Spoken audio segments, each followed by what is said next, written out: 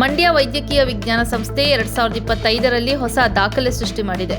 ರಕ್ತದಾನಿಗಳ ಸಹಕಾರ ಮತ್ತು ವಿವಿಧ ಸಂಘ ಸಂಸ್ಥೆಗಳ ಸಹಯೋಗದೊಂದಿಗೆ 11,000 ಯೂನಿಟ್ ರಕ್ತ ಸಂಗ್ರಹ ಮಾಡಿದೆ.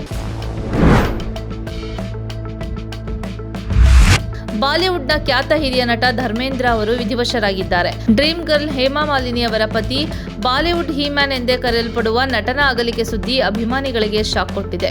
ಕರುನಾಡಿನ ನಟ, ರಾಜಕಾರಣಿ ಅಂಬರೀಶ್ ಅವರು ವಿಧಿವಶರಾದ ದಿನವೇ ಧರ್ಮೇಂದ್ರ ಅವರು ಇಹಲೋಕ ತ್ಯಜಿಸಿದ್ದಾರೆ. ಪಾಕಿಸ್ತಾನದಲ್ಲಿ ಮತ್ತೊಮ್ಮೆ ಸೇನಾ ನೆಲೆಯ ಮೇಲೆ ದಾಳಿ ನಡೆದಿದೆ. ಸೇನಾ ಕಚೇರಿ ಮೇಲೆ ಭೀಕರ ಆತ್ಮಹತ್ಯಾ ಬಾಂಬ್ ದಾಳಿ ನಡೆಸಿದ್ದು ಕನಿಷ್ಠ 3 ಬಲಿಯಾಗಿದ್ದಾರೆ ಎಂದು ತಿಳಿದುಬಂದಿದೆ. ಉತ್ತರ ಪ್ರದೇಶ ಅಯೋಧ್ಯೆಯಲ್ಲಿ ಶ್ರೀರಾಮ ಮಂದಿರದ ನಿರ್ಮಾಣ ಕಾರ್ಯ ಮುಕ್ತಾಯವಾಗಿದೆ. ನವೆಂಬರ್ 25ರಂದು ದೇಗುಲದ ಮೇಲೆ ಧ್ವಜಾರೋಹಣ ನಡೆಯಲಿದೆ. ಈ ಐತಿಹಾಸಿಕ ಕ್ಷಣಕ್ಕೆ ಸಾಕ್ಷಿಯಾಗಲು ಸ್ವತಃ ಪ್ರಧಾನಿ ಮೋದಿ ನಾಳೆ ಆಗಮಿಸುತ್ತಿದ್ದು ಈಗಾಗಲೇ ಬಿಗಿ ಬಂದೋಬಸ್ತ್ ಮಾಡಲಾಗಿದೆ.